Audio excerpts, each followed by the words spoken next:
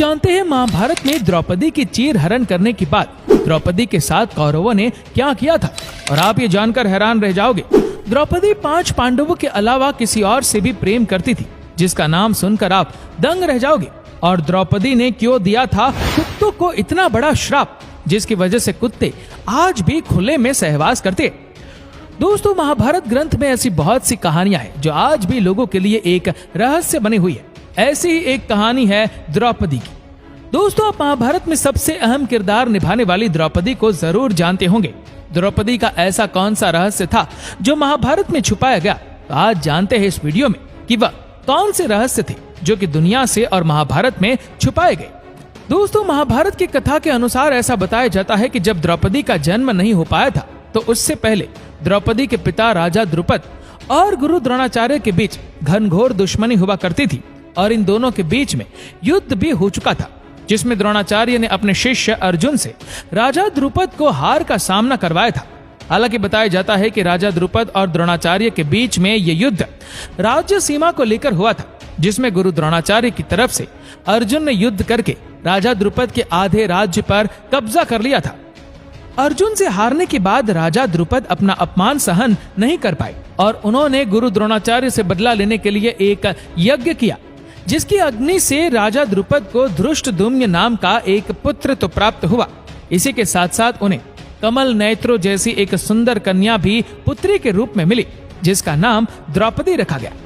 दोस्तों, द्रौपदी के यज्ञ की अग्नि से प्रकट होने के बाद एक आकाशवाणी हुई, जिस दौरान ये बताया गया कि द्रौपदी का जन्म पूरे आर्यव्रत में धर्म की पुनर्स्थापना के लिए ही हुआ है।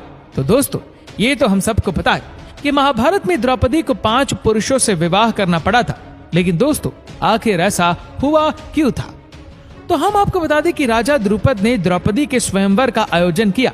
तो उसी समय एक बात है कि 5 पांडव युधिष्ठिर, अर्जुन, भीम, नकुल और सहदेव सभी वनवास काट रहे थे, और जब 5 पांडव अपनी माता कुंती के लिए भोजन की तलाश कर रहे थे तो उन्होंने देखा कि उनके सामने के महल में एक सुंदर स्त्री यानी कि द्रौपदी का स्वयंवर हो रहा है। जब 5 पांडव इस स्वयंवर में गए तो उनमें से अर्जुन ने स्वयंवर की शर्त को पूरा करके द्रौपदी को जीत लिया और अपने चारों भाइयों के साथ द्रौपदी को अपनी माता कुंती के पास ले आए। 5 पांडव द्रौपदी को जैसे अपनी माता कुंती के पास ले गए तो उन्होंने माता कुंती से कहा कि हे माँ, देखो आज हम आपके लिए क्या तोहफा लाए हैं। लेकिन माता कुंती ने बिना मुड़कर देखे अपने सभी पुत्रों से कह दिया कि तुम जो भी लाए हो आपस में बराबर बराबर बांट दो। जब सभी पांडव भाई ने ये बात सुनी तो वो काफी हैरान हो गए, लेकिन उसके बाद उन सभी ने अपनी माता की इस आज्ञा को मानकर दिव्य द्रौपदी से विवाह कर लिया।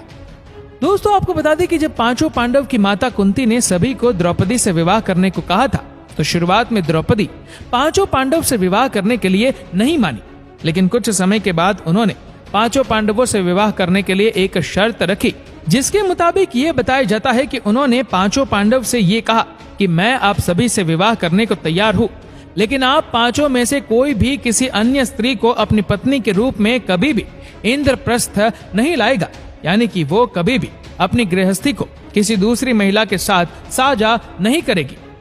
दोस्तों, यही वजह है कि 5 पांडवों की पत्नी के रूप में सिर्फ द्रौपदी ही इंद्रप्रस्थ की एकमात्र रानी थी। तो दोस्तों, जब द्रौपदी माता कुंती की कुटिया में पहुंची थी तो माता कुंती ने 5 पांडवों को ये आदेश दिया था कि वो जो भी लाए हैं आपस में बराबर बराबर बांट ले। लेकिन जब माता कुंती ने मुड़कर देखा तो वो भी हैरान हो गए और सोचने लगे कि उन्होंने ये क्या अनर्थ कर दिया। अपनी बेटी समान बहू को 5 पुरुषों के साथ विवाह करने के लिए मजबूर कर दिया। ऐसे में कुंती को दुखी देखते हुए श्री कृष्ण ने उन्हें समझाया कि ये सब तो द्रौपदी के पिछले जन्म की तपस्या का फल है।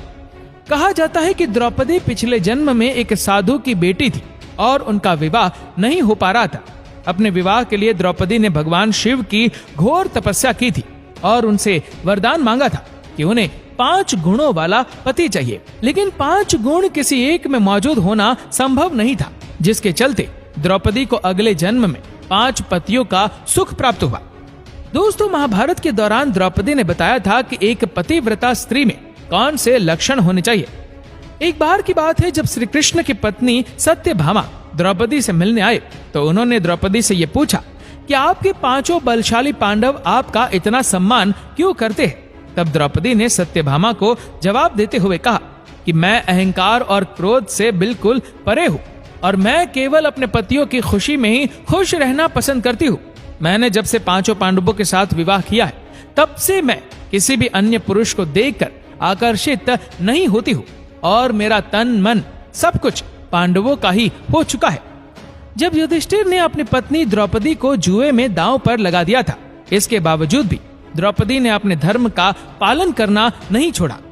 दोस्तों, महाभारत के अनुसार ऐसा बताया जाता है कि महर्षि ऋषि वेद व्यास ने द्रौपदी का विवाह पांचों पांडवों से करवाया, तो उन्होंने इसके साथ साथ द्रौपदी को एक वरदान दिया था कि जब भी वो पांचों पांडव भाइयों में से किसी एक के बाद दूसरे के पास जाएगी तो उनका कुंवारापन उनके पास वापस आ जाएगा।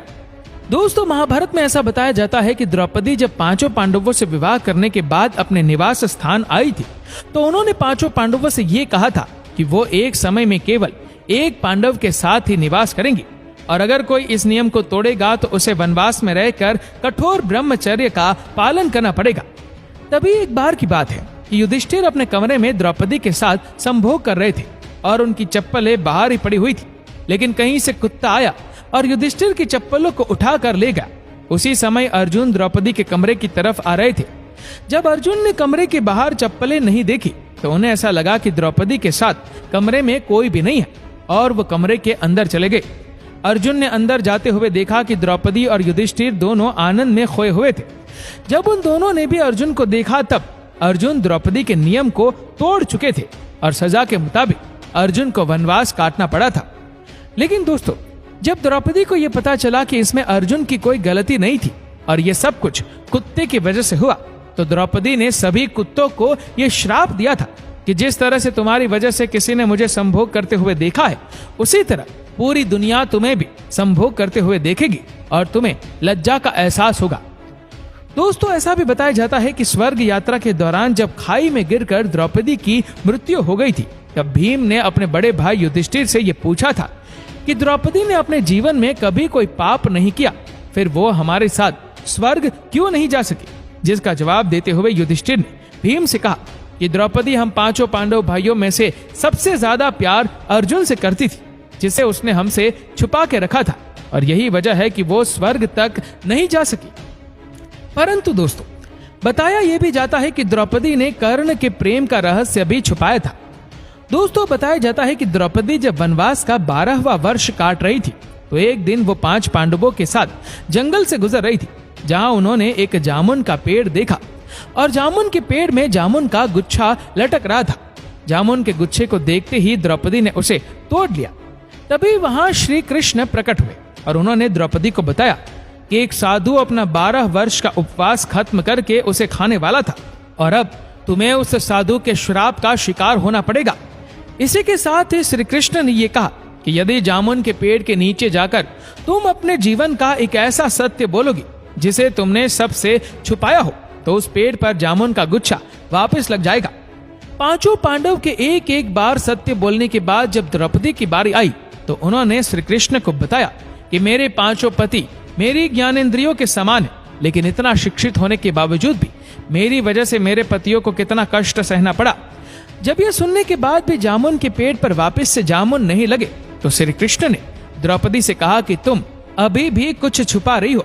तब द्रौपदी ने पांचों पांडवों और श्री कृष्ण को यह बताया कि जब मेरा विवाह नहीं हुआ था तब पांचों पांडवों के अलावा ऐसा पुरुष भी था जिससे मैं पांचों पांडवों से भी अधिक प्रेम करती थी, और वो पुरुष कोई और नहीं था बल्कि अंगराज कर्ण था। केवल एक सूत पुत्र होने की वजह से मैंने उनसे विवाह नहीं किया। द्रौपदी का यह सच सुनते ही पांचों पांडव काफी हैरान रह गए और श्री कृष्ण के वादे के अनुसार जामुन का गुच्छा वापस पेड़ पर लग गया। तो ऐसे में दोस्तों, आप कमेंट करके हमें जरूर बताइएगा कि आज की द्रौपदी के बारे में दी गई जानकारी आपको कैसी लगी और आपका क्या कहना है द्रौपदी के बारे में, क्योंकि दोस्तों दुनिया में बहुत सी कथाएं बनी है जो द्रौपदी को गलत भी बताती है और सही भी। आपकी क्या राय है वह आप नीचे कमेंट बॉक्स में आकर जरूर लिखिए।